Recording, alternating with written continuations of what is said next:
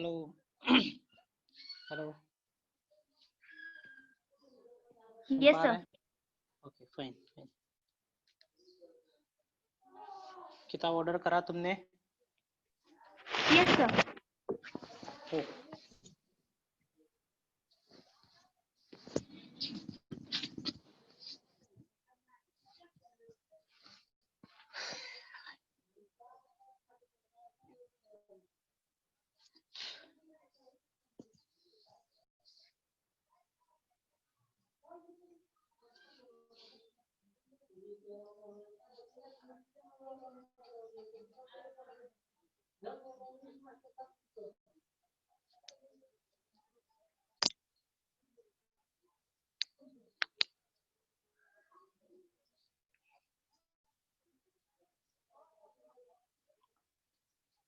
कहाँ तक पढ़े थे हम लोग आखिरी क्लास में?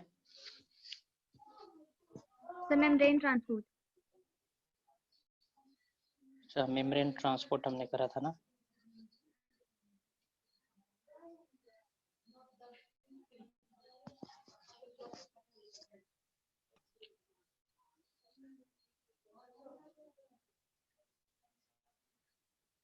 ठीक है, उसके आगे करेंगे। आ जाने दीजिए और सबको।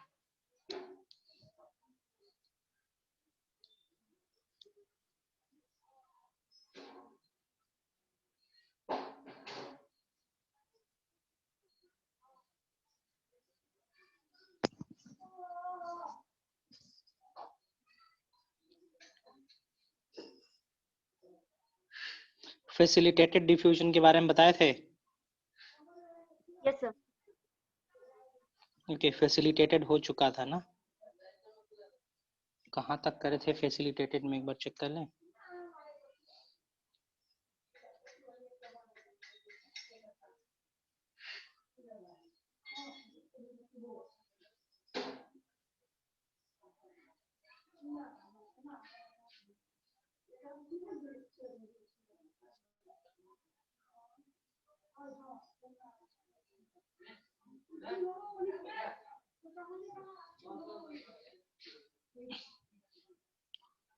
फैसिलिटेटेड डिफ्यूजन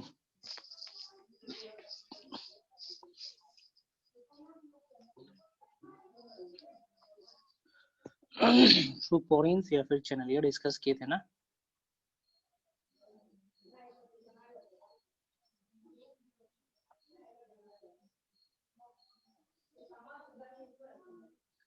ठीक है, चलिए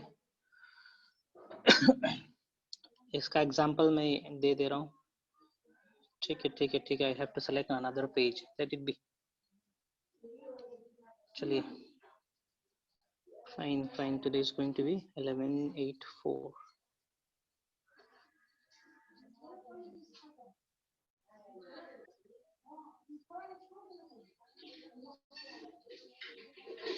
active transport, fine.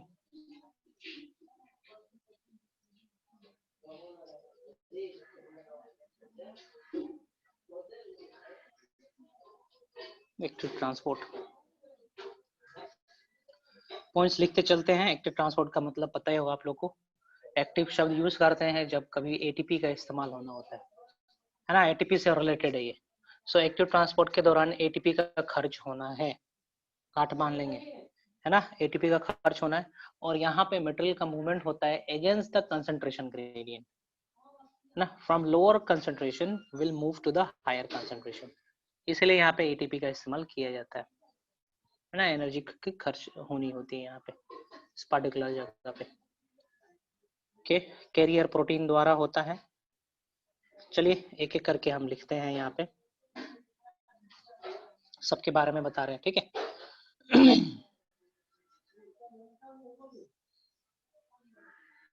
Okay,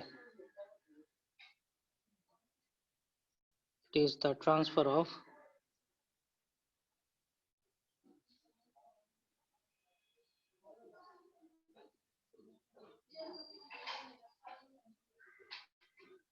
material against the concentration gradient.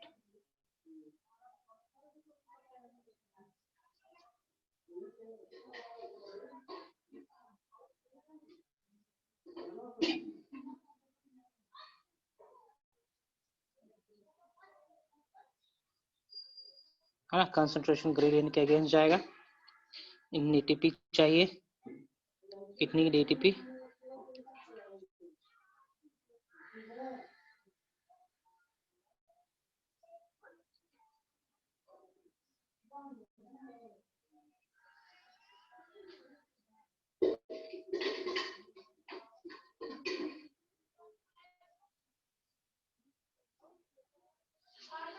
ठीक है। इसके पास कैरियर है और गेटेड चैनल्स है।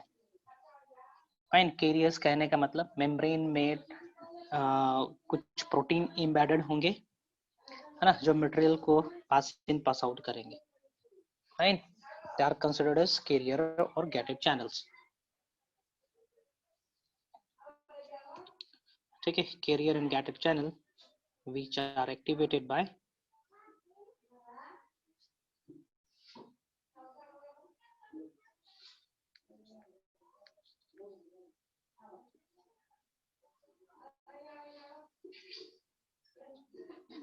ATP. In the absence of ATP, these channels are useless, functionless. Fine.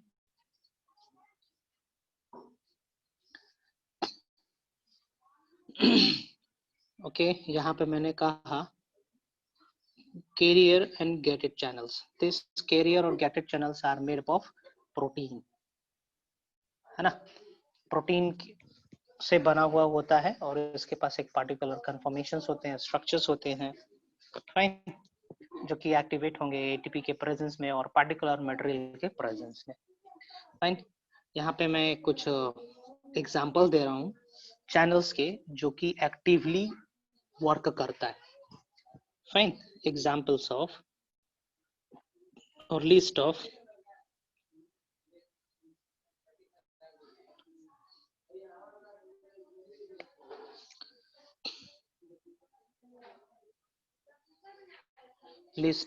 Active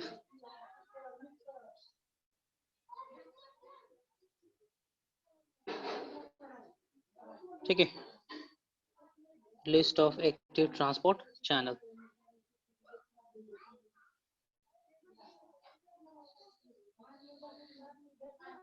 ठीक है, पहले देखते हैं गेटेड चैनल्स।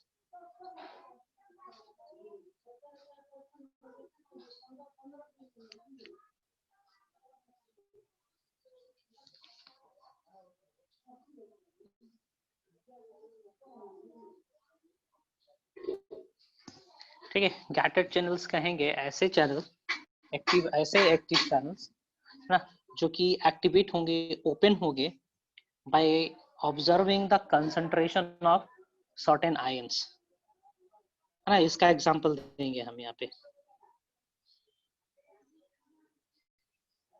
ठीक है, यहाँ पे हम देते हैं example.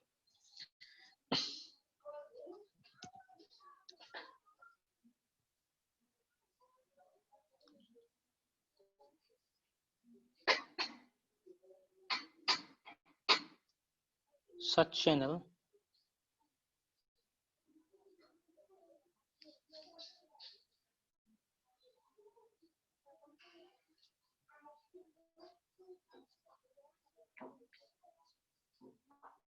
are operated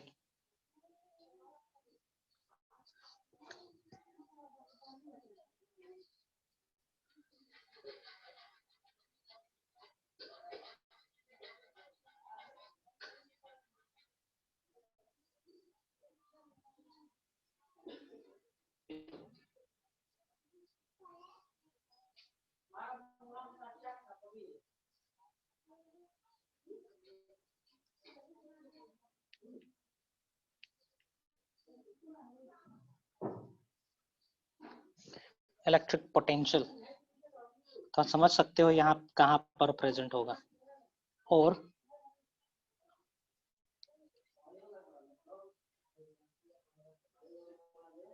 under the effect of specific substance,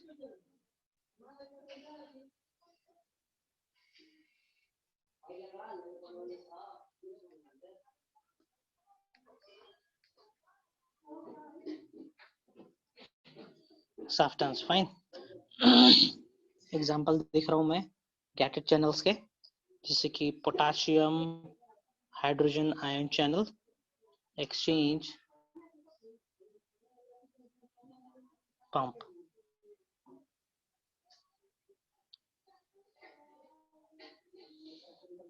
sodium potassium exchange pump in animal membrane.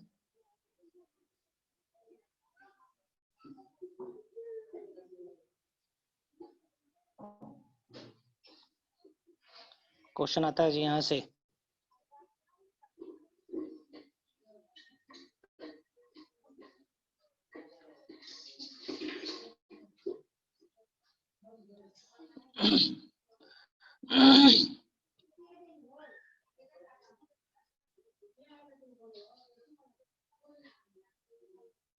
चलो ये हो गया।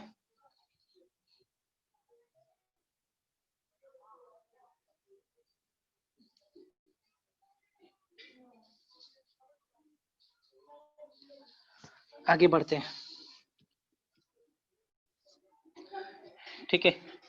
हाँ, एक्टिव ट्रांसपोर्ट में होता क्या है, ध्यान से सुनेंगे। एक्टिव ट्रांसपोर्टेशन के दौरान फॉर एग्जांपल बाहर से ए मटेरियल सेल के अंदर जा रहा है ना, तो हो सकता है ए के साथ साथ कोई और मटेरियल भी चला जाए सेल के अंदर, को ट्रांसपोर्ट इसको बोलेंगे। तो I am repeating once again, है ना। For example a material cell के अंदर एंटर कर रहा है ना, तो ए के थ्रू, ए के साथ, ए के मदद से, ए के सहारे एक मटेरियल भी सेल के अंदर एंटर कर सकता है या फिर सेल के बाहर निकल सकता है ना। एक एक्टिव ट्रांसपोर्ट के चलते यदि दो मटेरियल एक्सचेंज हो रहे हैं, उसको हम लोग कहेंगे को ट्रांसपोर्ट, ठीक है, उसको कहेंगे हम लोग को ट्रांसपोर्ट।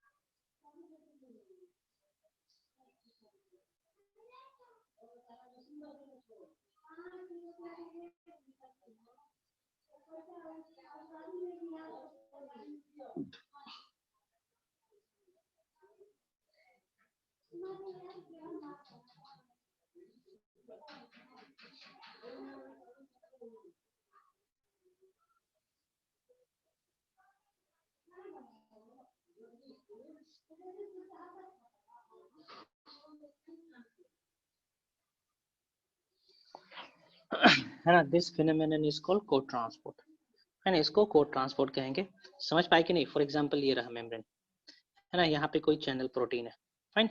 तो यहाँ से कोई एक मटेरियल जा रहा था, for example A is entering into this, तो हो सकता है ए के इन्फ्लुएंस, मतलब कि ए के सहारे जब ए जा रहा था तो यहाँ से एक्स मटेरियल भी एंटर कर जाए, या फिर कोई मटेरियल बाहर भी निकल जाए, ये भी हो सकता है ना, कुछ भी हो सकता है। जब ए की मूवमेंट हो रही थी तो एक्स का भी मूवमेंट हो सकता है, इसी को हम लोग कहेंगे को ट्रांसपोर्ट, फाइन, को ट्रांसपोर्ट कहेंगे इसको। को ट्रांसपोर्ट सेवरल टाइप्स के होते हैं,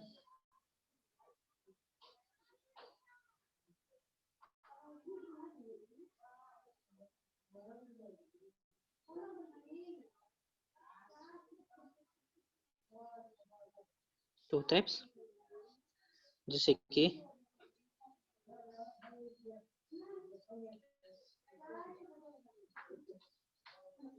सेकेंडरी ट्रांसपोर्ट,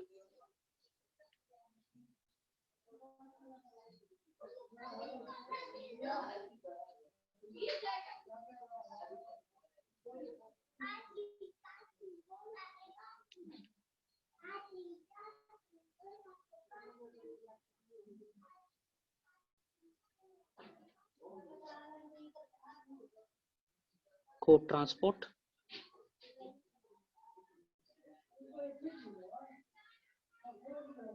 सेकेंडरी ट्रांसपोर्ट कहने का मतलब? हाँ, क्या बोल रहे हो? Secondary transport are of two type, क्या बोल रहे हो? सेकेंडरी ट्रांसपोर्ट पूछेंगे फिर से? उसका मतलब क्या है?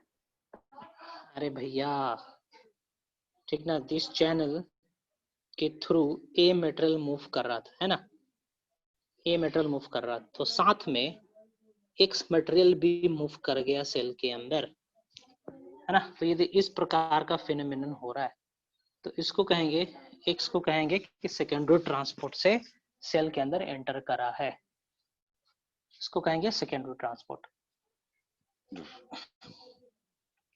बहुत सारे ऐसे बायोमोलिक्यूल्स हैं जो सेकेंडरी ट्रांसपोर्ट के थ्रू स्मॉल इंटेस्टाइन में एब्जॉर्प्शन होता है जब डाइजेशन कंप्लीट हो जाता है तब, है ना।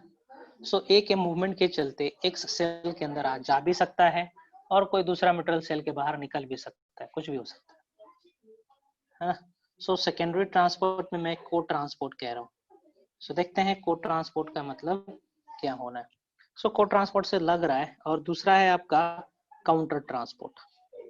सो को ट्रांसपोर्ट से ऐसे ही लग रहा है कि शायद एक मटेरियल अंदर जा रहा हो तो दूसरा मटेरियल भी अंदर ही जाए, ठीक है। इसको मैं लिख रहा हूँ यहाँ पे,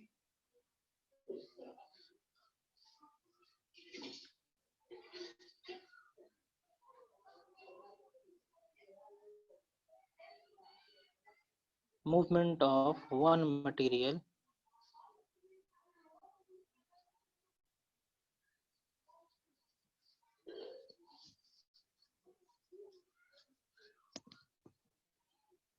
leads to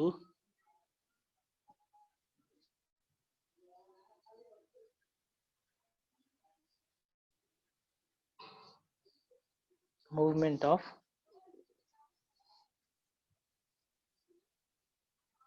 another material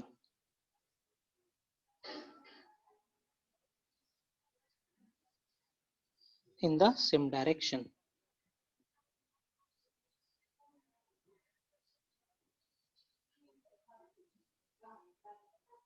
नहीं, इसको कहेंगे हम लोग co transport. For example, this is cell, this is outside, है ना।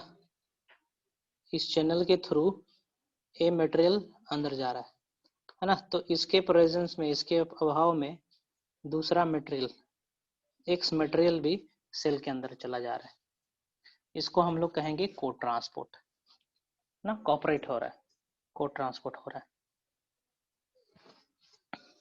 एग्जाम्पल दे रहा हूं यहाँ पे मैं,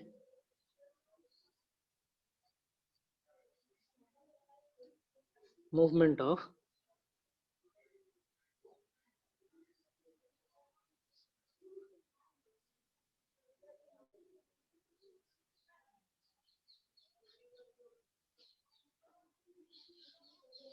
amino acids along with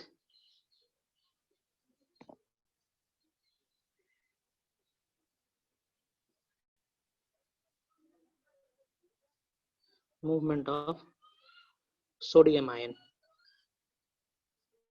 है ना, in the small intestine।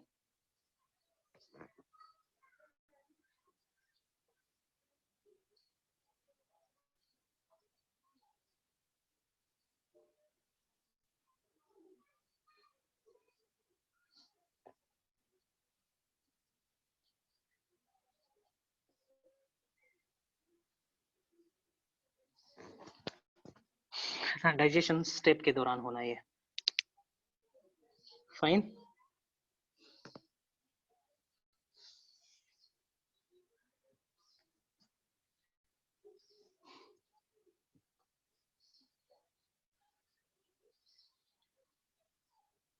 आगे बढ़ते हैं, नहीं इसको यहाँ पे नहीं करते हैं। दूसरा बताता हूं मैं, काउंटर ट्रांसपोर्ट। नाम से क्या पता चल रहा है जी? काउंटर का मतलब एक अंदर जाएगा और एक बाहर आएगा।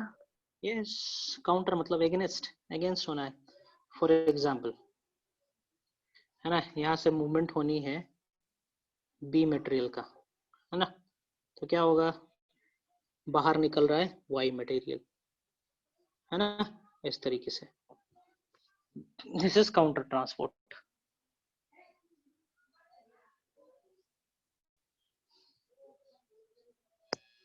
movement of material in opposite direction. Movement of materials in opposite direction, है ना, against each other.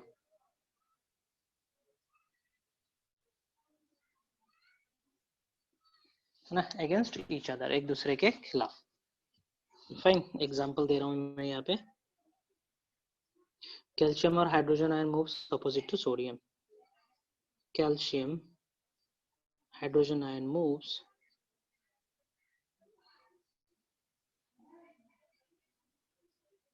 opposite to potassium ion, ना जी, सोडियम आयन. ठीक है.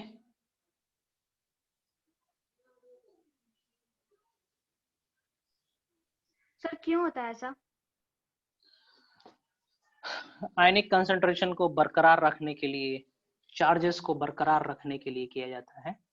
तो ऐसे ऐसे मूवमेंट हम बताएंगे स्टोमाटा ओपनिंग के दौरान, नर्व इम्पल्स कंडक्ट कैसे होता है उसके दौरान भी. फाइन, को ट्रांसपोर्ट भी बताएंगे. फाइन, और काउंटर ट्रांसपोर्ट भी बताएंगे. अल्टीमेट एम होता है इधर to maintain the concentration gradient और to maintain the equilibrium outside and inside the cell.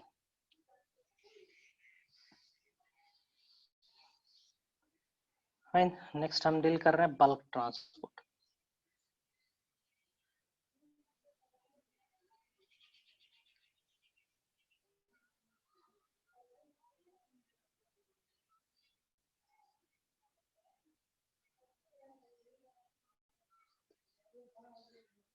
ठीक है, बल्क ट्रांसपोर्ट देखते हैं.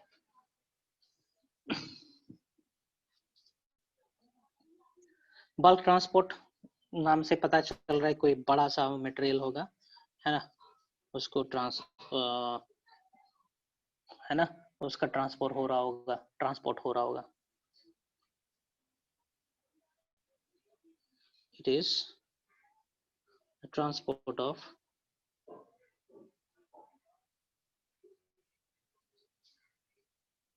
large quantity of molecules.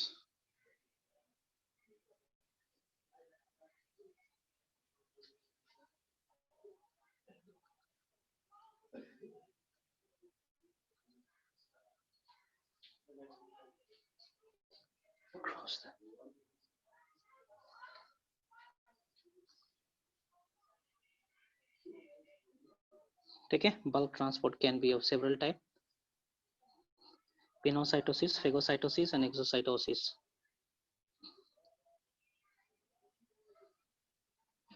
Pinocytosis, phagocytosis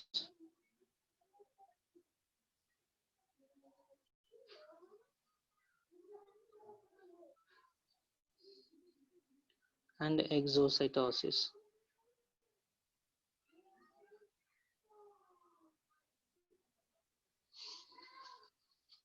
fine.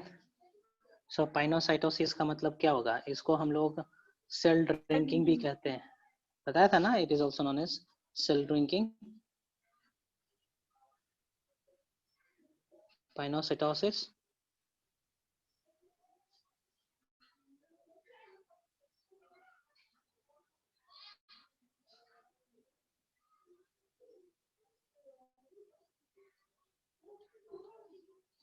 meaning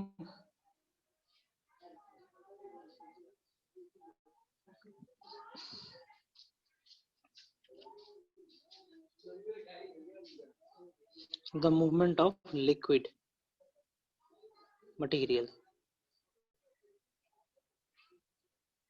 ठीक है, लिक्विड मटेरियल का मूवमेंट होना है.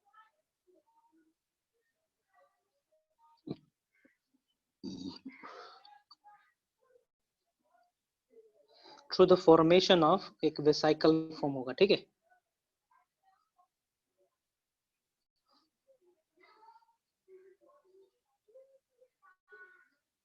एंडोसाइटिक वेसिकल. कितने नैनोमीटर का होना है? Something around 100 to 200 nanometre size का होगा ये डायमीटर में, ठीक है। और इसको होने के लिए एटीपी चाहिए, एटीपी, कैल्शियम आयन,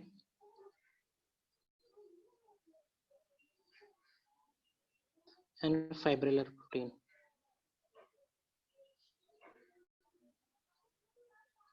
ठीक है, ये सब चाहिए। फाइन।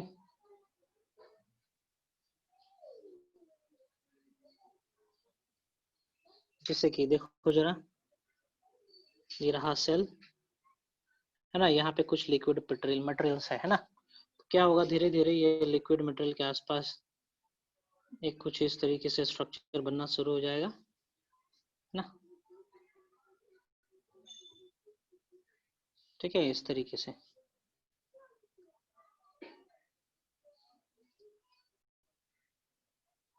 इसको हम लोग कहेंगे पाइनोसोम।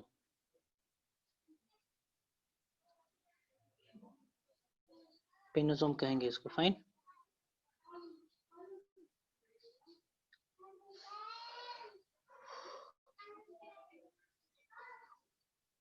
नेक्स्ट देखते हैं हम लोग phagocytosis.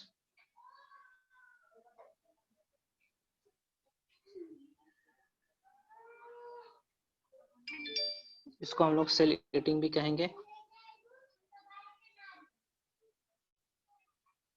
Cell eating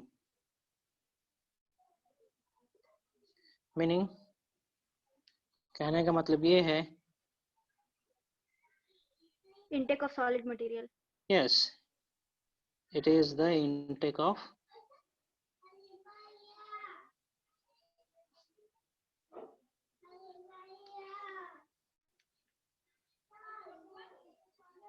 of solid material.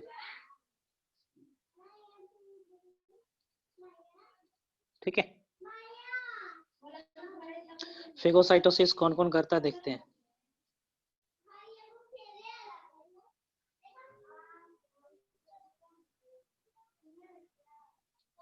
Done by neutrophil,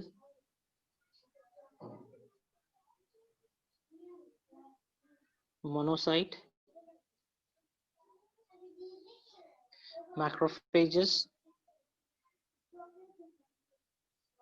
ये सब इम्यून सेल्स है। ठीक है, एमोबा भी करता है, एमोबा कोई इम्यून सेल नहीं है। Fine. Kupffer sales,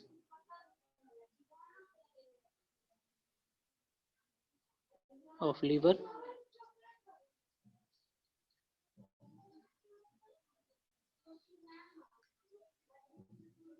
reticulate cells of spleen, ये सब पूरे इम्यून सेल है। ठीक है। एंड एम्यूबा इंडिपेंडेंट है, प्रोटिस्टा है,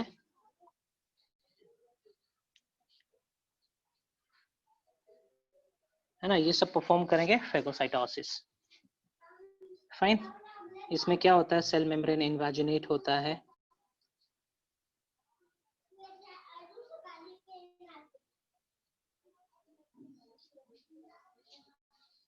सेम उसी की तरीके से होना है। ठीक है। Fine.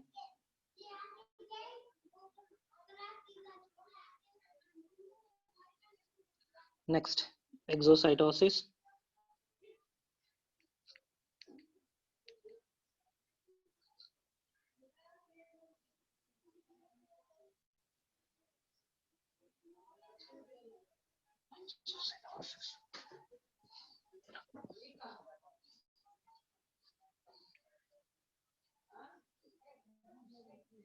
It is also known as, बता पाएगा जी कोई? Exosmosis. ना नहीं नहीं, come on, it is also known as cell, V से स्टार्ट होता है।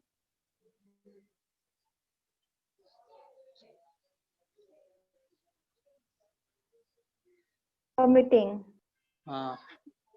Also known as cell vomiting, exocytosis को, है ना, मतलब it is the removal of waste material, it is the removal of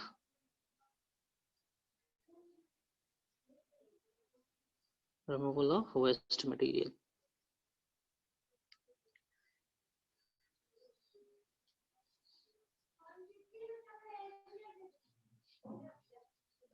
इसको हम लोग कहेंगे एक्सोसाइटोसिस। फाइन, हटाइए हटाइए हटाइए, और कुछ नहीं।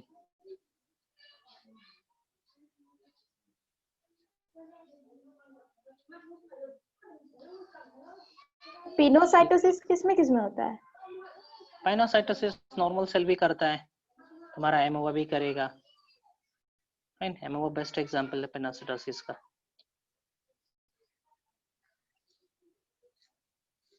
प्लाज्मा मेम्ब्रेन खत्म होता है, यहाँ पे स्टार्ट कर रहे हैं हम protoplasm.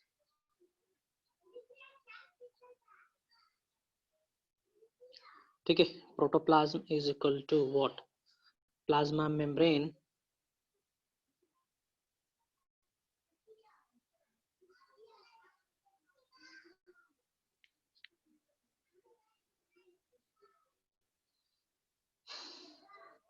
Plus cytoplasm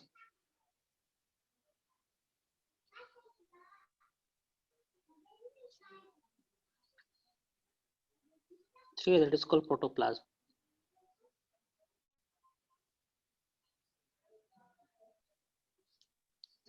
sir nucleus भी एक्सक्लूडेड है? न्यूक्लियस मैंने लिखा है इसमें? नहीं सर। बताएंगे, थोड़ा दिमाग लगाएंगे, क्या होना चाहिए प्रोटोप्लाज्म का मतलब?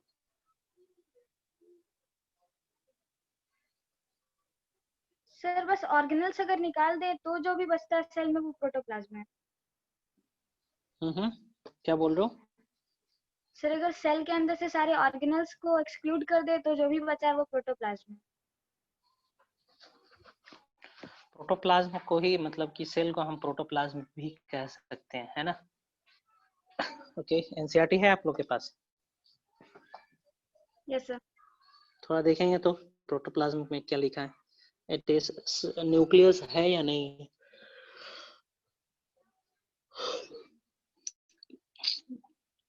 साइटोप्लाज्म को कहा जाता है प्रोटोप्लाज्म माइनस न्यूक्लियस।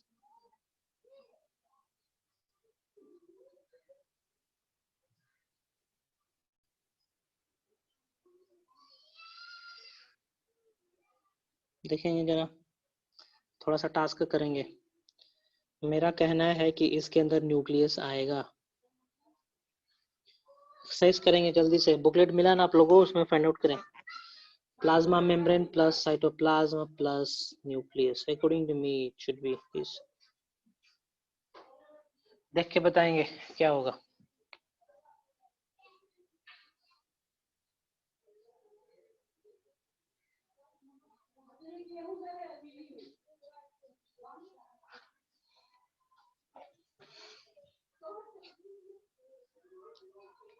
बुकलेट मिला, उसमें जल्दी चेक करके बताओ जी, सही है या नहीं है।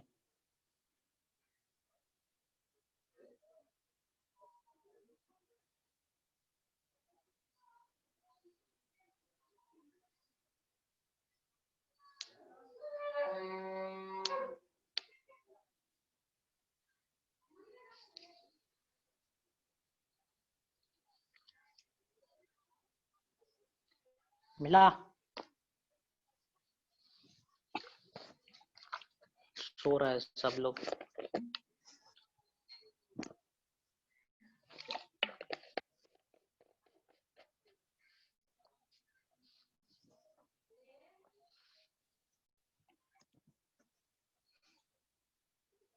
चलो तुम लोग बाद में ढूंढना, इसको लिख लेना, ठीक है? Protoplasm is equal to plasma membrane plus cytoplasm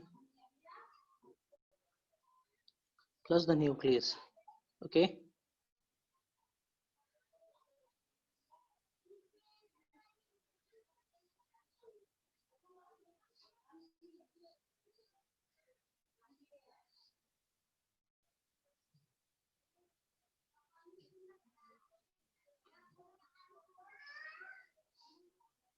हेंसी ने दिया था प्रोटोप्लाज्म को, मतलब स्टडी करा था इन्होंने। ठीक है, प्रोटोप्लाज्म एक्चुअली में है क्या? जो सेल दिखता है ना प्लाज्मा मेम्ब्रेन, मान के चलो प्रोटोप्लाज्म कहने का मतलब हम सेल को ही रिप्रेजेंट कर रहा है।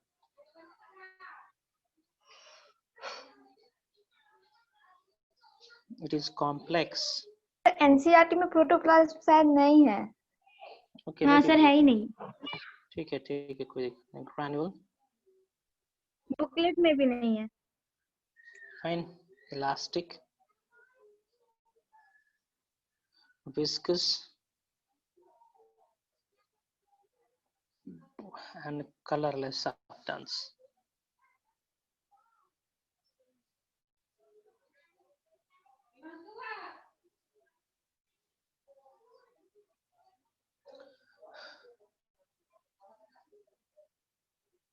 ठीक है. प्रोटोप्लाज्म के लिए बहुत सारा थ्योरी है, सेल थ्योरी, कॉलॉइडल थ्योरी, ऊपर करिए ना। है ना. वो थ्योरी कुछ नहीं बताने वाले, कोई भी थ्योरी हम डिस्कस नहीं करेंगे यहाँ पे, क्योंकि जरूरी नहीं है. सीधा हम आएंगे प्रॉपर्टीज ऑफ प्रोटोप्लाज्म पे, then cytoplasm, and then I'll come to mitochondria.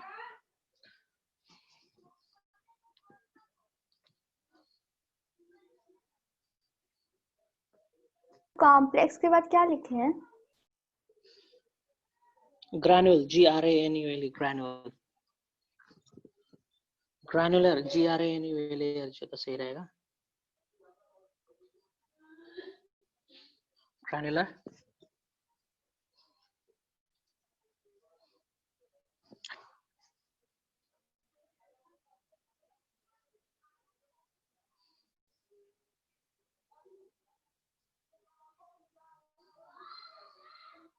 हो गया सर। Fine.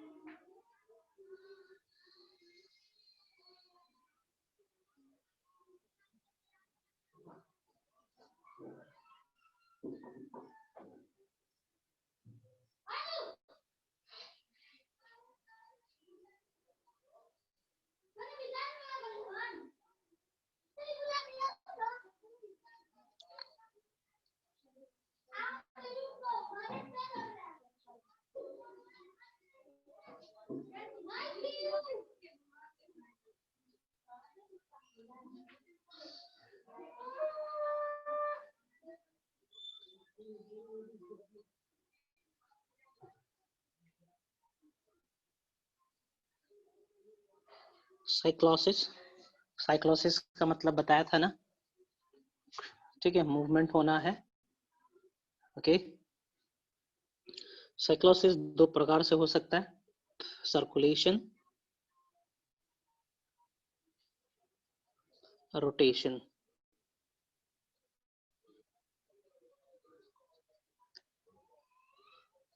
यहाँ पे माइटोकॉन्ड्रिया का मूवमेंट वैक्यूल के अराउंड.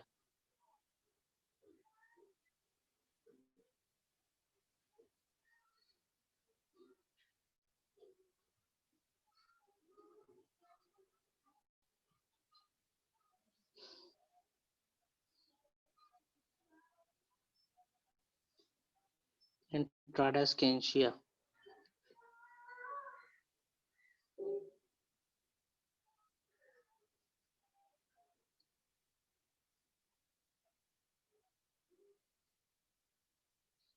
ठीक है, ट्राडास्केंशिया में ये होना. रोटेशन में देख लेते हैं.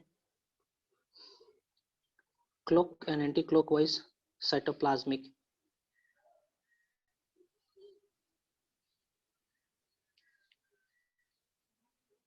ट्राडेंस की जो भी है वो क्या है? ये रहता है ट्राडास्केंशिया. डायग्राम दिखाते हैं इसका.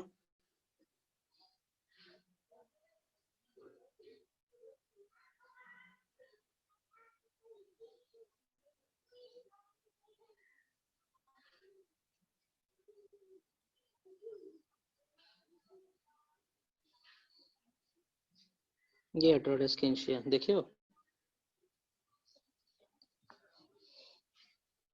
देखे कि नहीं ये वाला ये सर। ना?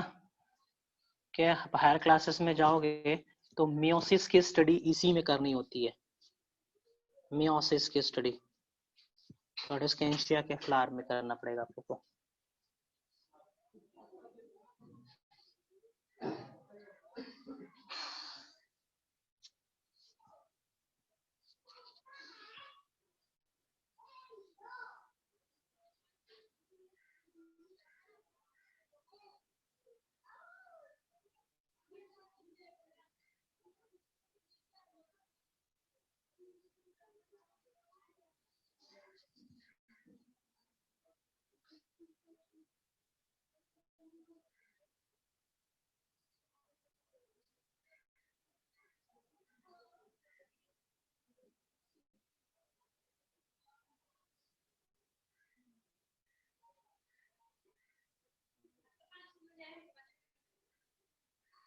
सो साइक्लोसिस देखने को मिलेगा टोडेस्केंशिया सेल में, रोटेशन देखने को मिलेगा हाइड्रोला में,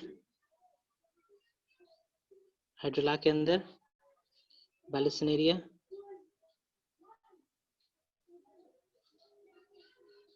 ठीक ना। Cyclosis found only in eukaryotes, ये मेंशन कर चुका हूँ, दोबारा नहीं करूंगा, हटाते हैं, ठीक ना। क्यों होता है ये प्रोटोप्लाज्म मूवमेंट होता है क्योंकि बहुत सारा मटेरियल्स के पास अपना एनर्जी होता है, पोटेंशियल एनर्जी होता है ना। तो वो एनर्जी ग्राउंड स्टेट से हायर स्टेट से ग्राउंड स्टेट ये होते रहता है ना। बहुत सारे केमिकल रिएक्शंस होते हैं, तो इसी के चलते मूवमेंट दिखता है, फाइन। Yes, sir. सर्कुलेशन और रोटेशन में डिफरेंस क्या है? क्या क्या किसमें दोनों में डिफरेंस क्या है? क्या होगा डिफरेंस बताओ जरा, circulation and rotation.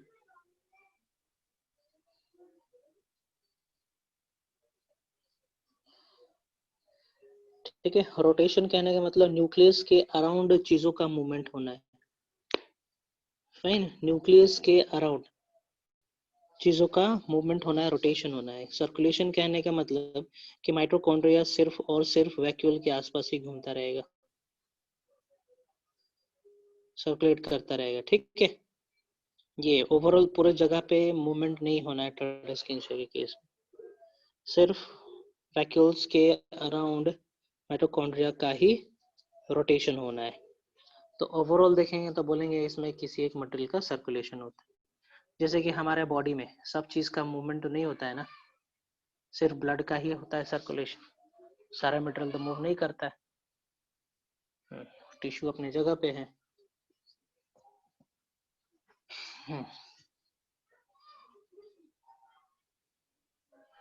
It shows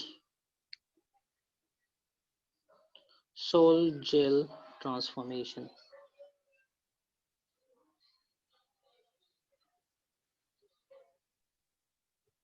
sol gel sir मतलब लिक्विड, सेमी लिक्विड हो सकता है। हाँ जी बोलो। सर एक्टिव ट्रांसपोर्ट होता क्यों है? एक्टिव ट्रांसपोर्ट होता है क्योंकि ज्यादा एनर्जी चाहिए होता है, ज्यादा एनर्जी चाहिए होता है या फिर कुछ एक्स्ट्रा काम करना पड़ता है, इसीलिए एक्टिव ट्रांसपोर्ट जरूरी होता है। अब जैसे कि मैं बात करूंगा, ज्यादा सॉल्टी कंडीशन वाले एरिया में पौधे को पानी एब्जॉर्ब करना है ना, ज्यादा सॉल्टी कंडीशन में पौधे को पानी एब्जॉर्ब करना है, तो क्या करना पड़ेगा, पौधे के अंदर सल्यूट के कंसंट्रेशन को बढ़ाना होता है, पौधे के अंदर सल्यूट के कंसंट्रेशन को बढ़ाना होता है, तो कंपैरेटिवली पौधे के अंदर सल्यूट ज्यादा हो जाता है ना। और पानी अब तो ज्यादा हो गया बाहर कंपैरेटिवली, तो पानी का मूवमेंट ऑस्मोसिस के थ्रू होने लगेगा। तो यहाँ पे पौधे के अंदर सल्यूट का कंसंट्रेशन बढ़ाने के लिए एक्टिव ट्रांसपोर्ट का मदद लिया जाता है, ठीक है। अच्छा सर, मतलब इसमें आरओ प्यूरिफायर्स वाला सिस्टम काम करता है? आरओ प्यूरिफायर, ये sir RO reverse purifier, osmosis. Yes sir, reverse osmosis में ऐसे ही वहाँ पे प्लाज्मा मेम्ब्रेन जैसा होता है ना प्यूरिफायर्स में, जैसे कि हाँ कंसंट्रेशन बढ़ाते घटाते। हाँ, तो एनर्जी खर्च करना पड़ता है उस सब में, है ना। तो वी यूज इलेक्ट्रिकल एनर्जी दे, ना, इलेक्ट्रिकल एनर्जी इस्तेमाल किया जाता है वो सब काम को करवाने के लिए। अच्छा, और सर पाइनोसाइटोसिस और एंडोऑस्मोसिस में क्या डिफरेंस है? पाइनोसिटोसिस और अच्छा, एंडोऑस्मोसिस में सिर्फ कोई स्पेशल स्ट्रक्चर नहीं बनेगा, ऑस्मोसिस के दौरान कोई स्पेशल स्ट्रक्चर नहीं बनेगा, लेकिन पाइनोसिटोसिस एक्सोसाइटोसिस के अंदर अंतर्गत कुछ स्पेशल स्ट्रक्चर्स बनेंगे ना, देखोगे इस तरीके कुछ स्ट्रक्चर्स बन रहे थे, है सर ना, बन रहा था कि नहीं? पाइनोसाइटोसिस में लिक्विड को अंदर लेना है, तो उसमें स्ट्रक्चर बनाने की क्या जरूरत है? बनाना जरूरी है क्योंकि वो लिक्विड हो सकता है ज्यादा विस्कस नेचर का है ना, वो परमिएबल नहीं है ना, परमिएबल नहीं है मेम्ब्रेन द्वारा। Yes sir.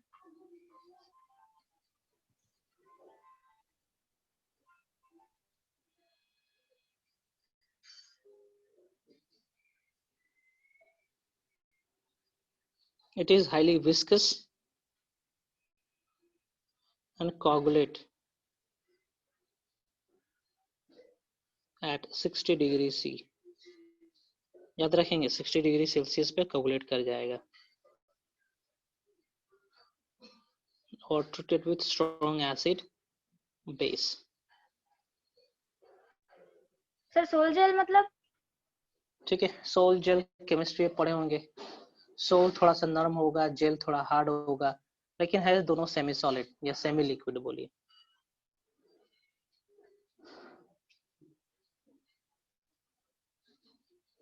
ठीक है, सोल का मतलब अब क्या समझाए तुमको, जैसे कि फॉर्म क्रिएट हो रहा है, फॉर्म वगैरह है, तो उसको आप सोल कंसिडर कर लीजिए, है ना। जेल हार्ड होता है थोड़ा सा, जेली वेली खाते हैं हम लोग ना, तो साइटोप्लाज्म के अंदर इस तरीके का ट्रांसफॉर्मेशन होते रहता है हमेशा, सोल जेल का कन्वर्जन होते रहता है। ठीक है,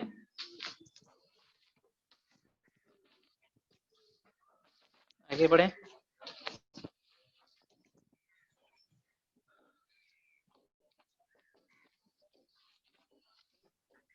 ये तो कोगुलेट करेगा हाई टेम्परेचर पे, as well as it also get coagulated at okay when treated with strong acid and base। ये भी मेंशन करना है यहाँ पे।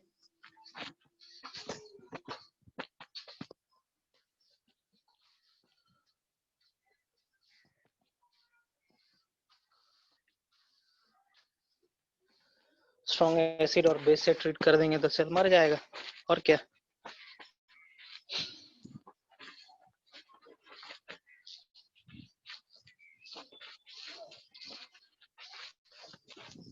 ठीक है, इसका पीएच थोड़ा एसिडिक के आसपास रहेगा, ये इंपॉर्टेंट है, बहुत ही इंपॉर्टेंट है।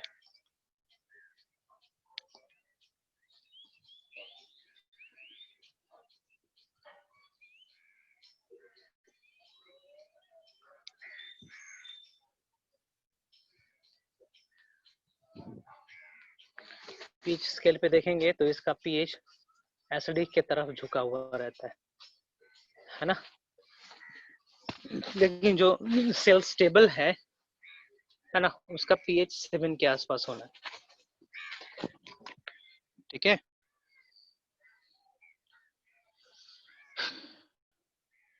but the stable, ये नहीं, स्टेबल नहीं,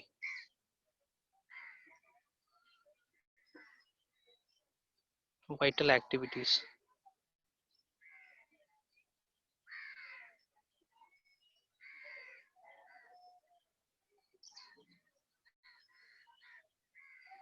carried out at neutral pH।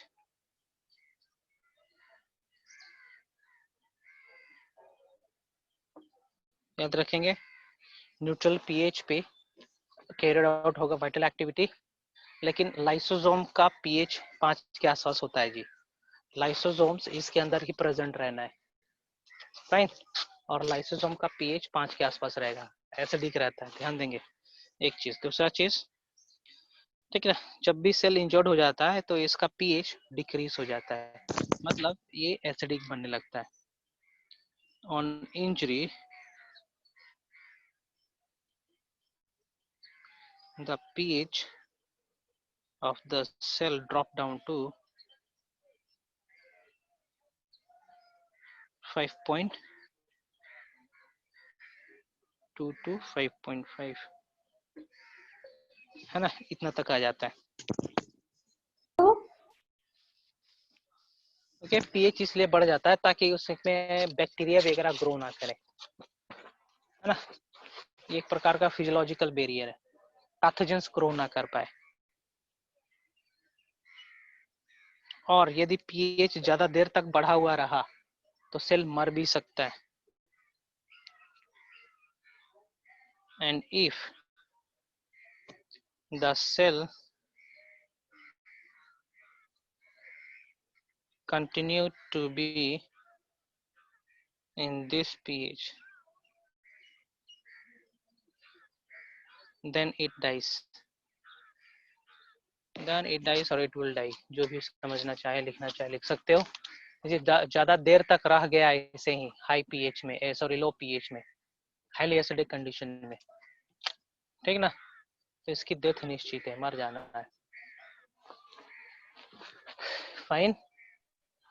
Sir यहाँ पर इंजरी मतलब क्या है? सेल डैमेज हो जाना, आप खोखोर दो अपना स्किन को, एकदम नेल से बहुत अच्छे तरीके से खोखोर दो, लाल हो जाना चाहिए, थोड़ा सा ब्लीडिंग होना चाहिए वहां पे, तो क्या होगा, सेल तो इंजर्ड हो गया ना, है ना। सेल को कहीं ना कहीं पे तो वियर एंड टियर का सामना करना पड़ा, तो उस पार्टिकुलर सेल का पीएच अब घट जाएगा, एसिडिक हो जाएगा। फाइन।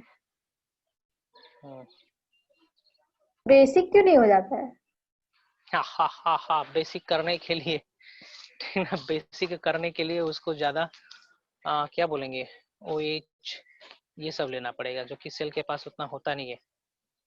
और एसिडिक करना है तो सिर्फ H से ही हो जाएगा, हाइड्रोजन से ही हो जाएगा, है कि नहीं है। यदि एसिडिक कंडीशन क्रिएट करना है तो then there is requirement of hydrogen ion only, है कि नहीं। हाइड्रोजन आयन का इस्तेमाल से ये चीज को अचीव करा जा सकता है। H+ बढ़ने का मतलब क्या है? एसिडिटी बढ़ना। क्या बोली H+ बढ़ने का मतलब? एसिड का स्ट्रेंथ बढ़ना। Very good. अच्छा, पीएच का फुल फॉर्म क्या होता है? Potential of potential hydrogen. Of hydrogen. मतलब हाइड्रोजन आयन का कंसंट्रेशन आपते हम लोग, है ना, ये ना। यस। ठीक, फाइन। डॉक्टर बनेगा रे तुम लोग, तो डॉक्टर बनना भी है। डॉक्टर नहीं बनेगा, नहीं डॉक्टर तो बनेगा ही तुम लोग, भले ही आप सर्जन बने या फिर रिसर्चर बने, लेकिन डॉक्टर तो बनने ही है। नेक्स्ट देखते हैं हम लोग साइटोप्लाज्म।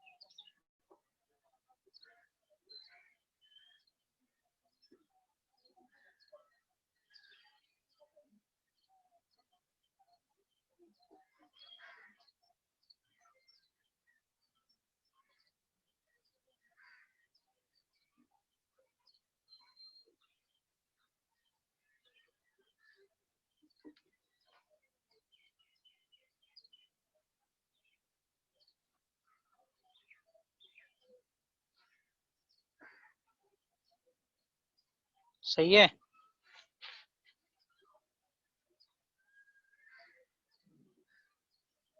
सही कि नहीं? Yes sir.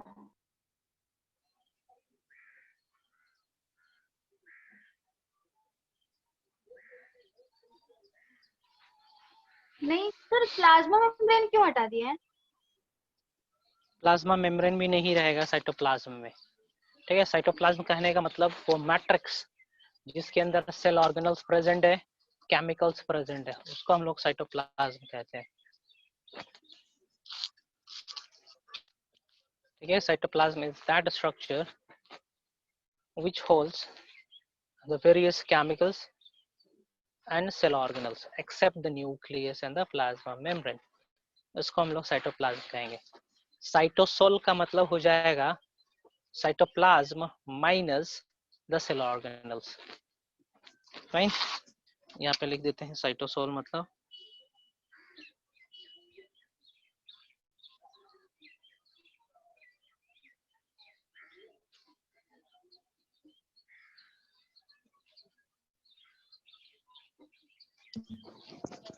ठीक है, उसको साइटोसोल कहेंगे. केमिकल्स बचे हैं, पानी बचा है, ठीक है, मैट्रिक्स बचा हुआ है, वो जेल साफ्टांस बचा हुआ है, वो सोल साफ्टांस बचा हुआ है. ठीक है, तो ऐसे उसको भी कैसे नहीं लिविंग बचा? कंसीडर करेंगे. हाँ, उसको लिविंग कंसिडर किया जा सकता है ना. उसको बाहर निकालेंगे तो लिविंग नहीं रहेगा. यदि प्रोटोप्लाज्म के अंदर है तो वो लिविंग है, प्रोटोप्लाज्म से बाहर निकला तो वो लिविंग ना रहेगा.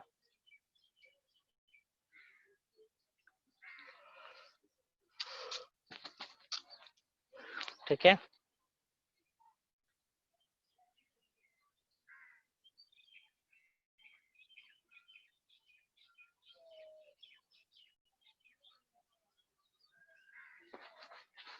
आगे बढ़े.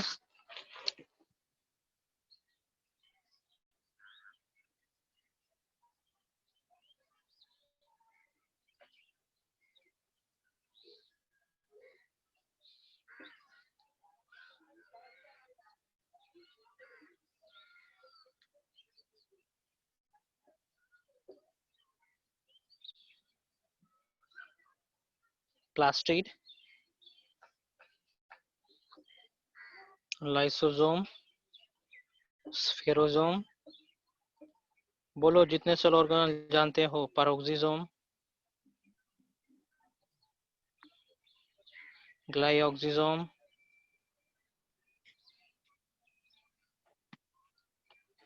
Mitochondria,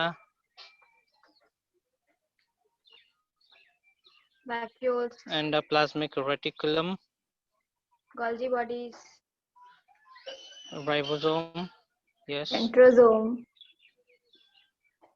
centrosome. गोल्गी बॉडी है. फ्लैजिलम. अभी भी किसी ने मैसेज करा था difference between flagella and सीलिया,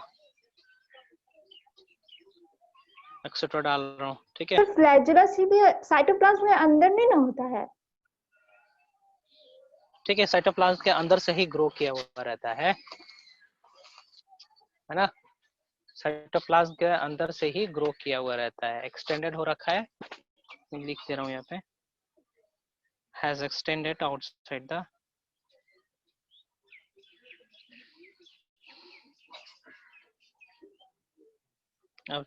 the cell.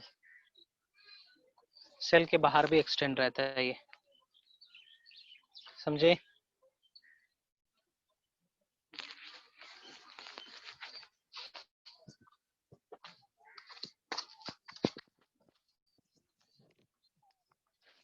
ठीक है, आगे बढ़े. शेयरेबल है ये, देख लेते हैं शेयरेबल है कि नहीं है. उसके बाद हम लोग सेल ऑर्गेनल से स्टार्ट करते हैं. रुको, let me share this first, then I will start mitochondria.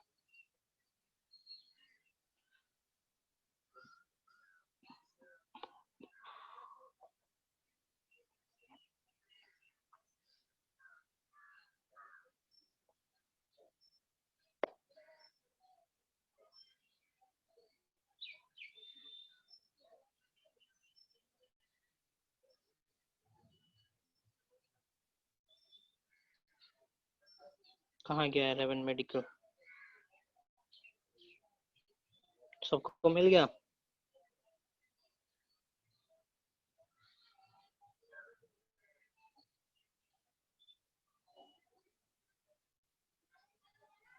Yes sir आ गया. ठीक, आसान है ना. तुम लोग को नोट्स नहीं बनाना पड़ रहा है या बनाना पड़ रहा है. सर सारा बना लेते हैं. साइमल्टेनियसली बना लेते हैं. साथ ही में बनाते चलते हो।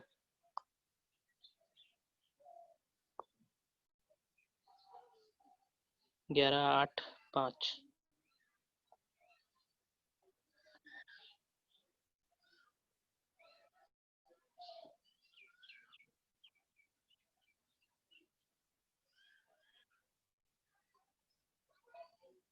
Mitochondria, fine.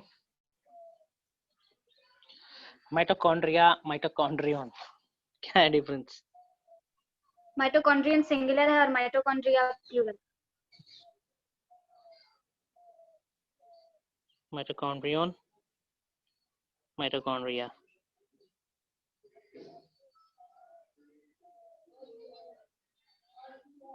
Singular, plural, fine.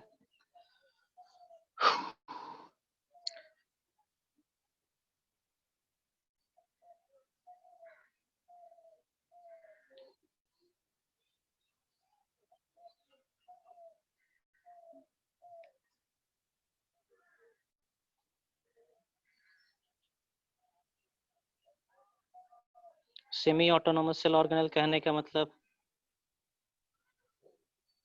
आधा कंट्रोल उसका खुद का है, बाकी उसको न्यूक्लियस कंट्रोल। आधा कंट्रोल, कौन? somebody else? बताया हूँ मैं, क्लास 9th में मिली। ज्योत्सना, प्रशांत, आदित्य, एनीवन? श्रुति, और कौन कौन है? XYZ लोग बताओ, क्या है सेमी ऑटोनोमस? ज्योत्सना? पता नहीं सर। सेमी ऑटोनोमस, ऑटोनोमस का मतलब खुद से Self-dependent। कंट्रोल होने वाला। खुद से कंट्रोल होने वाला। मिली, आप यही बोली थी क्या फर्स्ट में? सर मैं और पहले यू कह रही सेड थी पार्शली, कि पार्शली 50%। partially। अच्छा ठीक है, पार्शली, पार्शली एक्सेप्ट कर लें। मतलब कहने का मतलब ये है सेमी ऑटोनोमस, यहाँ पे बोल सकते हो मोर और लेस सही है, ना गलत नहीं है ना। इसका रेप्लिकेशन, प्रोटीन सिंथेसिस सब खुद का है, फाइन। ये किसी दूसरे के ऊपर डिपेंडेंट नहीं है, ओके, फाइन। दूसरे के ऊपर निर्भर नहीं है कार्य के लिए, पर्पसेस के लिए।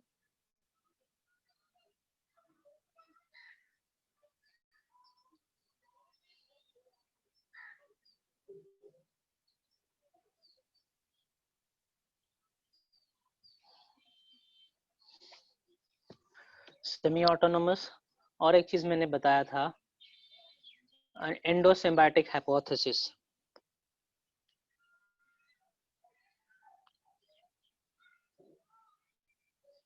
क्या था एंडोसिम्बायोटिक हाइपोथेसिस?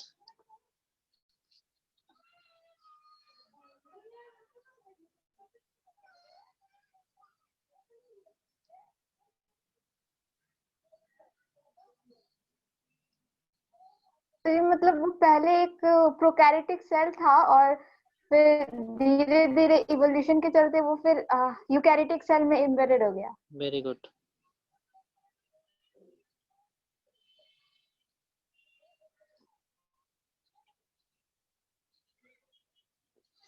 ठीक है, न्यूक्लियस के ऊपर डिपेंडेंट नहीं रहता है। सेमी ऑटोनोमस सेल ऑर्गेनेल दो होते हैं, एक है माइटोकॉन्ड्रिया और दूसरा है प्लास्टिड। इसका खुद का डीएनए है, खुद का आरएनए है, खुद का प्रोटीन है, खुद का राइबोसोम है, ओके।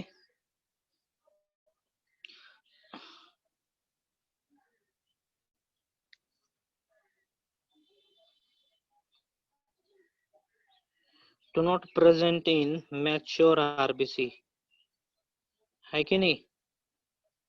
मैच्योर आरबीसी में ये एब्सेंट है।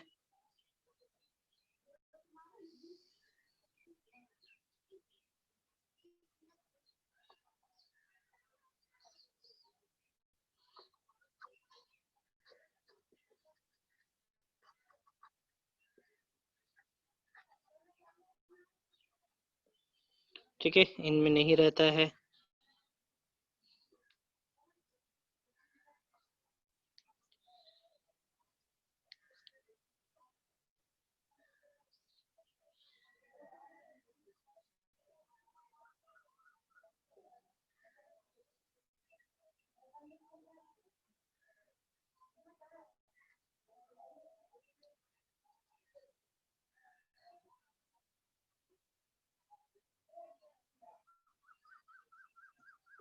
माइटोकॉन्ड्रिया का एनालॉग ही है, या फिर ये बोल सकते हैं मेसोसोम का एनालॉग है माइटोकॉन्ड्रिया। जो पहले आया उसी से संबोध करेंगे, हम लोग को पता नहीं कौन पहले आया। हटाइए, देखते हैं माइटोकॉन्ड्रिया के कितने नाम है। माइटोकॉन्ड्रिया आप लोग कितना जान रहे हैं बताओगे? Power house of cell.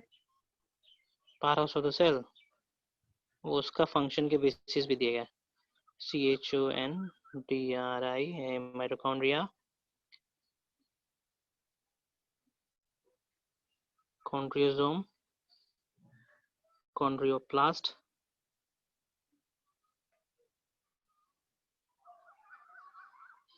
प्लाज्मोसोम,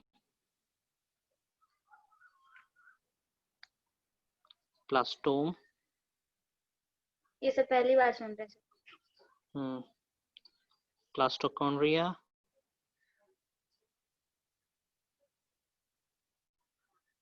lecture update करना है, ठीक है। सार्कोसोम,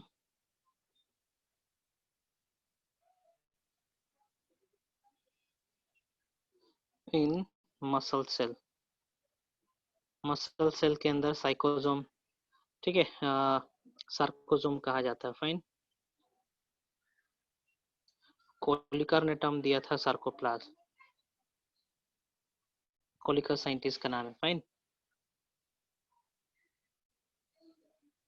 इंसेक्ट के इसमें हटाइए। बेंडा ने टर्म किया था माइटोकॉन्ड्रिया, माइटोकॉन्ड्रिया टर्म क्वेश्चन आता है जी। Term was given bye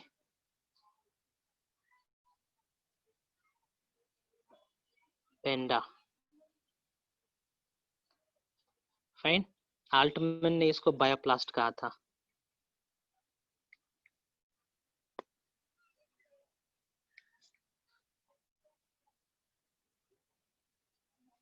Altman considered it as bioplast. Question आता है जी, ठीक है। शेप पे आते हैं, शेप से भी क्वेश्चन आता है जी। Cylindrical,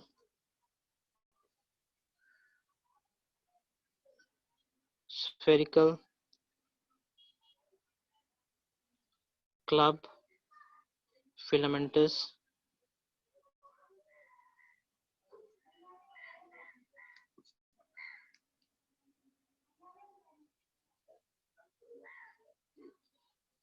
etcetera. रैकेट का तरह भी होता है, हटाइए, कोई जरूरी नहीं है। नंबर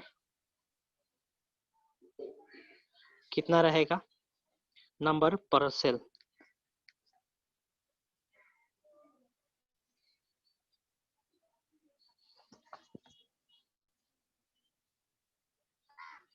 ठीक है। एक सेल में कितना होना है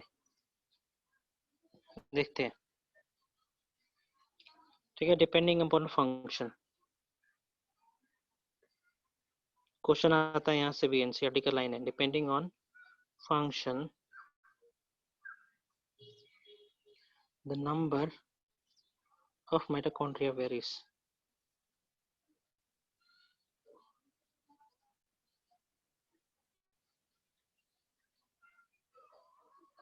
है ना, जैसे कि मैं लिख रहा हूँ, मैक्सिमम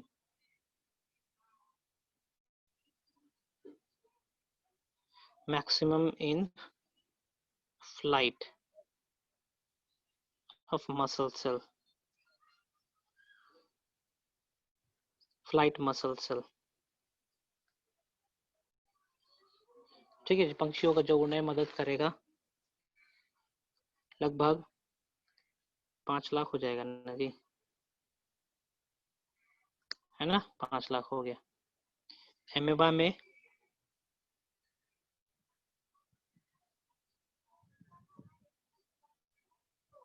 सर उसी से भरा रहता है क्या सर?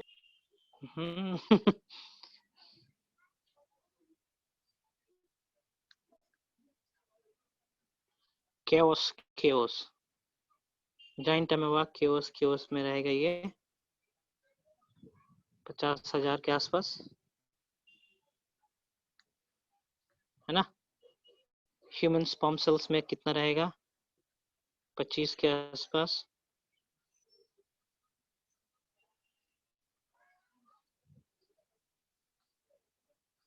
ह्यूमन किडनी में हिपेटोसाइट, हिपेटोसाइट पता है ना, किडनी सेल को कहते हैं, 300 से 400, और सॉरी हिपेटोसाइट में ज्यादा रहेगा, दैट इज 1000 to 1600, और किडनी में रहेगा 300 से 400 तक। फाइन, इतना रहना है। साइज देखते हैं माइटोकॉन्ड्रिया का, ये सब याद करने वाला चीज है।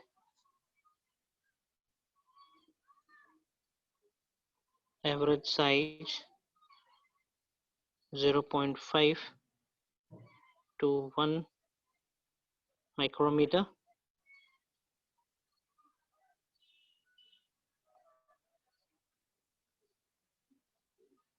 इनटू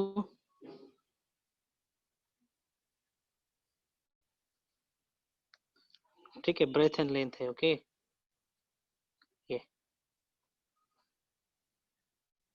सर एनसीईआरटी में लेंथ 1 to 4 माइक्रोमीटर दिया है। क्या 1 to 4 माइक्रो, ठीक है, differ from book to book. NCERT में लिखा है 1 से 4, तो 1 से 4 को ही फॉलो करेंगे, एनसीईआरटी में मेंशन है। Fine, smallest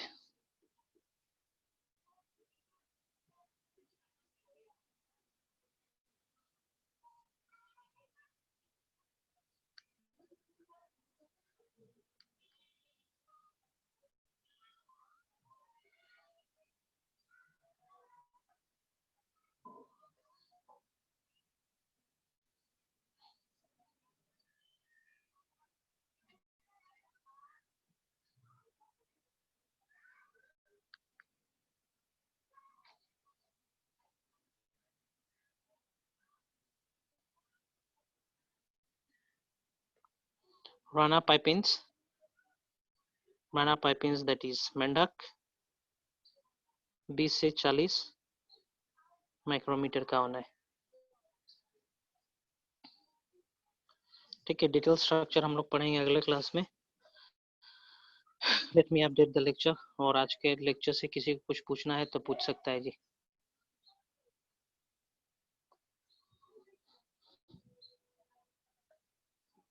So what we studied today, come on, tell me, class 11 medical. Today is 3rd October ना? Yes sir. कौन सा लेक्चर हो जाएगा, चौथा ना?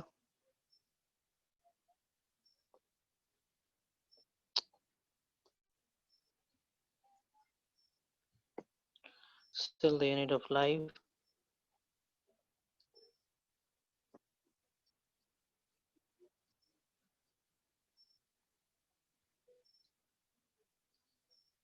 So what we studied, active transport,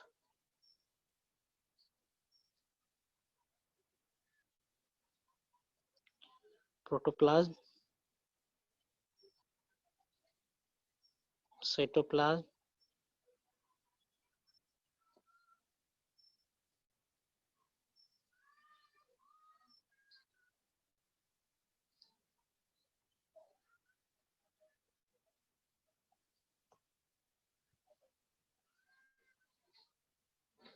अपने से करेंगे होमवर्क वगैरह सब। हाँ जी ज्योत्सना, तुमको बायोमोलिक्यूल से कुछ डाउट पूछना है?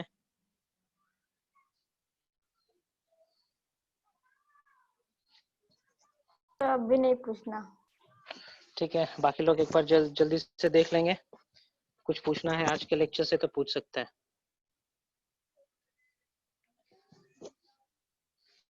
थोड़ा सा मैं ब्रीफ कर दे रहा हूँ माइटोकॉन्ड्रिया के बारे में। ठीक है, माइटोकॉन्ड्रिया का power house of the cell कहते हैं, इसलिए कहते हैं क्योंकि ऑक्सीडेटिव फॉस्फोराइलेशन करता है। ठीक है, माइटोकॉन्ड्रिया इज बाइलेयर स्ट्रक्चर, ठीक है, lipid bilayer structure, lipid bilayer तो रहता ही रहता है, लेकिन इसके पास दो मेम्ब्रेन प्रेजेंट रहते हैं। एक लिपिड बाइलेयर बाहर प्रेजेंट रहेगा, दूसरा लिपिड बाइलेयर प्रेजेंट रहेगा अंदर की तरफ। जो लिपिड बाइलेयर अंदर की तरफ रहेगा उसमें बहुत ही ज्यादा फोल्डिंग्स प्रेजेंट रहता है। फोल्डिंग रहने से सरफेस एरिया बढ़ता है, और वो अंदर वाला लिपिड बाइलेयर को जानबूझ के बढ़ाया गया है ताकि सरफेस एरिया बढ़े। सरफेस एरिया इसलिए बढ़ाया गया ताकि उसके अंदर कंपोनेंट ज्यादा से ज्यादा अट सके। तो ये सब कंपोनेंट्स कौन से हैं? ये कंपोनेंट्स होते हैं कॉम्प्लेक्सेस, जिसको हम 5 कॉम्प्लेक्स में बांट रखे हैं। Complex 1, complex 2, complex 3, complex 4 and complex 5 और ATPs। ठीक ना? These 4 complexes, except the last one, these 4 complexes works together and brings out the hydrogen ion concentration, ठीक है, inside or outside the matrix of mitochondria and in its inner membrane, है ना? ये concentration very करने के चलते ही finally ATP का synthesis होता है with the help of ATPase enzyme। Fine. जो इनवर्ड फोल्डिंग्स होता है उसको क्रिस्टी कहते हैं, है ना? उस क्रिस्टी के ऊपर एक नोब लाइक स्ट्रक्चर रहता है, KNOB, उसको कहा जाता है F0 F1 पार्टिकल या फ्रांस बॉडी, ATPase, है ना? 3-4 नाम है इसको। ये हो गया। जो इनर मेम्ब्रेन होता है और आउटर मेम्ब्रेन होता है, ये सभी चीजों के लिए परमिएबल नहीं होता है ना। बाहर वाला मेम्ब्रेन किसी चीज को अलाउ कर भी दे, लेकिन अंदर वाला मेम्ब्रेन, है ना, जनरली इस सारे सब्सटेंस को अलाउ नहीं करता है अंदर आने जाने के लिए। फाइन, इतना तक हो गया। और क्या बताएं, और क्या बताएं? है ना, ये कॉम्प्लेक्सेस जो है दे forms electron transport chain system, ETS जिसको कहते हैं, है ना। तो डिटेल स्ट्रक्चर और डिटेल फंक्शन ETS किस तरीके से काम करता है ये हम लोग पढ़ेंगे रेस्पिरेशन वाले चैप्टर में, रेस्पिरेशन इन प्लांट्स, है ना, जो 14th चैप्टर है आप लोग का बायोलॉजी का। Fine, so I am signing off. किसी को कुछ क्वेश्चन पूछना है बिसाइड दिस? सर, हाँ बोले। सर ये बायोमोलिक्यूल्स में कंसेप्ट ऑफ एक्टिवेशन एनर्जी क्या है? एक्टिवेशन एनर्जी क्या है? फॉर एग्जाम्पल, ठीक है, फॉर एग्जाम्पल तुमको कहा जाएगा काम करने के लिए, ठीक है, तुम करोगी नहीं, लेकिन मम्मी फट से तुमको कुछ लालच देगी, चलो तुमको ये कपड़ा खरीद देंगे, तुमको ये गैजेट खरीद देंगे, तुम अचानक से एक्टिव हो जाओगे, वो काम करना शुरू कर दोगे, झाड़ू पोछा शुरू कर दोगे घर का, ठीक है। So concept of activation energy ये है, हाँ, कि एंजाइम और सबस्ट्रेट का इंटरेक्शन बढ़ जाता है। फाइन, एंजाइम सबस्ट्रेट का इंटरेक्शन बढ़ेगा, एंजाइम बाइंड करेगा सबस्ट्रेट के साथ, और एंजाइम का फंक्शन तो आपको पता ही है ना। मतलब कि सबस्ट्रेट को जल्द से जल्द प्रोडक्ट में कन्वर्ट करवाने की कोशिश करेगा। ओके, क्या क्वेश्चन था तुम्हारा, फिर से रिपीट करेंगे? कॉन्सेप्ट ऑफ एनसीईआरटी में एक डायग्राम दिया हुआ है ना, potential energy, progress of reaction. तो ये पूछो ना, what is the role of enzyme ना। एंजाइम का फंक्शन होता है एक्टिवेशन एनर्जी को कम कर दे। फाइन, अब मान के चलो तुम बोलोगे यार मेरे को तो बहुत थाउजेंड रुपीस का गैजेट चाहिए, तब जाके हम काम करना शुरू करेंगे, है ना। लेकिन पापा एक बार बोलेंगे तो तुम काम जल्दी जल्दी करना शुरू कर दोगे, डर लग रहा है पापा से, है ना। तो कोई सबस्ट्रेट और एंजाइम का रिएक्शंस होना होता है।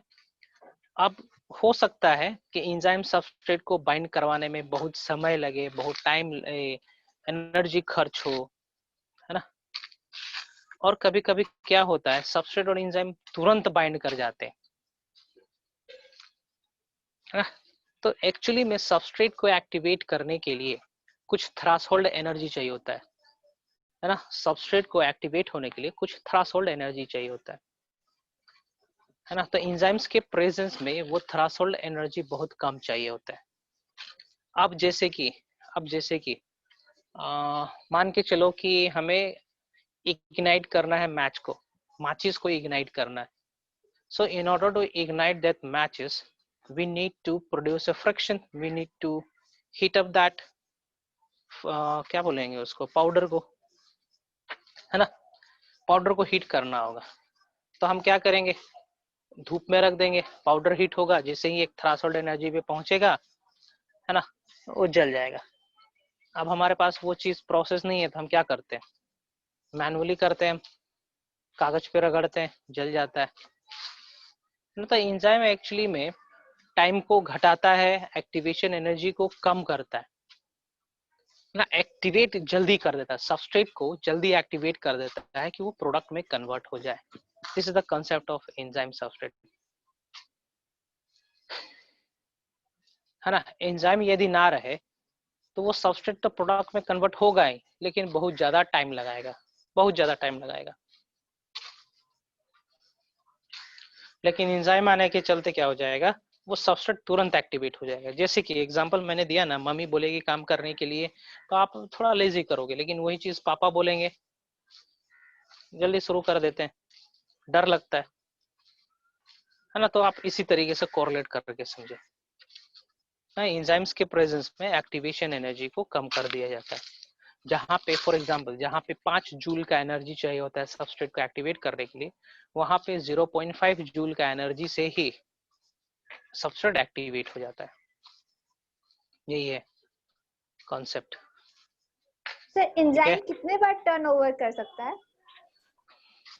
अब देखो, जैसे कि तुम्हारे बुक में एक कैटलेज एंजाइम का एग्जांपल दिया होगा, देखो जरा कितना टाइम्स बढ़ा देता है वो, कितना लाख टाइम्स बढ़ा देता है रेट ऑफ रिएक्शन को, है।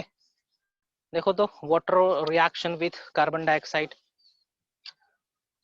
है, पानी का रिएक्शन कार्बन डाइऑक्साइड के साथ है, देखो तो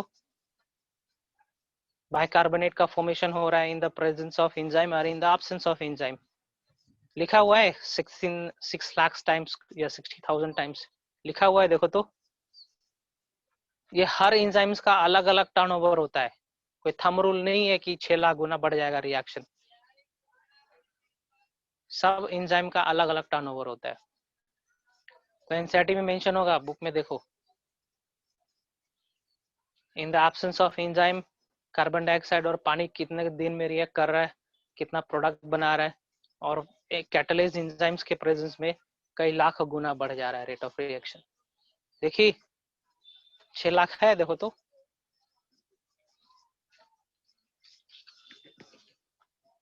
हेलो, कहाँ है? एंजाइम कॉन्सेप्ट में देखो ना, होगा।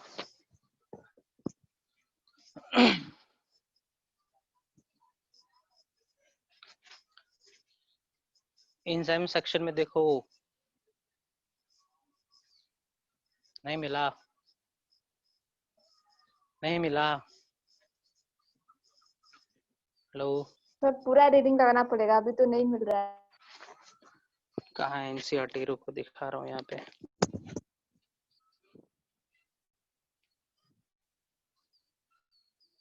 बाकी सब साइन ऑफ कर सकते हैं जी, आप लोगों का क्लास खत्म हो गया।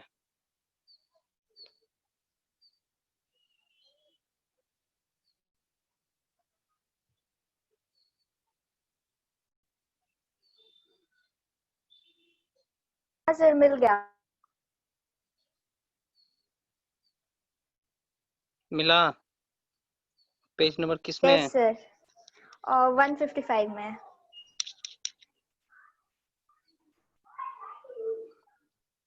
एंजाइम वाले सेक्शन में होगा, ये यहीं पे होना चाहिए, इसी के आसपास होना चाहिए। सर एंजाइम्स आपका इसमें स्क्रीन देखो। शेयर नहीं है। ठीक है, मिल गया ना, वहां पे देख लेंगे आप। Yes sir.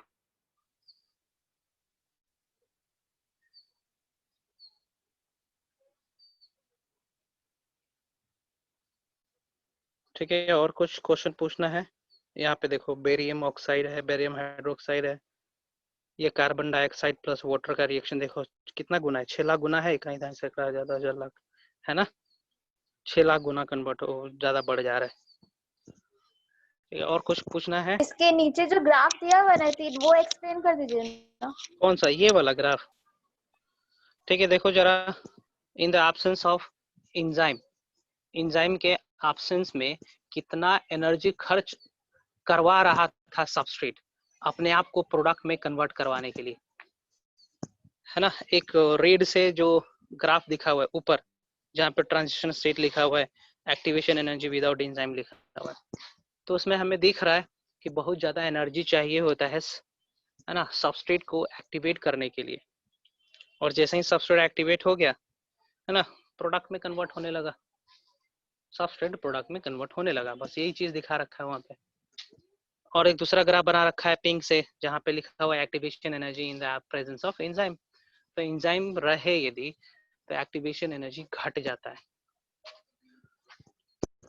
मतलब सबस्ट्रेट बहुत जल्द एक्टिवेट हो जाता है। कहने का मतलब ये है।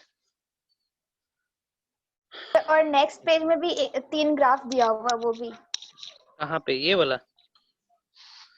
ठीक है, ये दिखाया गया है एंजाइमेटिक रिएक्शंस को, है ना। ये एंजाइम यदि लो टेम्परेचर और हाई टेम्परेचर हो तो दोनों पे काम करना बंद कर देता है, ऑप्टिमम टेम्परेचर पे काम करता है। Same condition is there with pH, low pH high pH पे काम नहीं करेगा, ऑप्टिमम पीएच पे काम करेगा, है ना। और एक ग्राफ दिया हुआ है, दैट इज एंजाइम सबस्ट्रेट, क्या दिया हुआ है, कंसंट्रेशन ऑफ सबस्ट्रेट, है ना। ये हम बताएंगे आप लोग को, कॉम्पिटिटिव इनहिबिशन पढ़ाएंगे तब,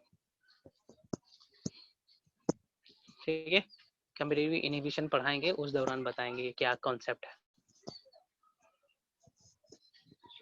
ठीक है, Vmax कहने का मतलब होता है मैक्सिमम वेलोसिटी ऑफ एंजाइम, मतलब अपना फुल ताकत लगा के एंजाइम काम किया सबस्ट्रेट को प्रोडक्ट बनाने में, ठीक है। और उसके हाफ वाले को हम कहते हैं Vmax बाय हाफ, ठीक ना, जहाँ पे सबस्ट्रेट कोरस्पॉन्ड करता है उसको Km कहते हैं। बताएंगे ये एक लाइन में खत्म होने वाला नहीं है, ठीक है, वेट करेंगे, अगला चैप्टर में यही स्टडी करनी है। फाइन, हम साइनिंग ऑफ, बाकी अगले क्लास में पूछ लेंगे। Thank you sir.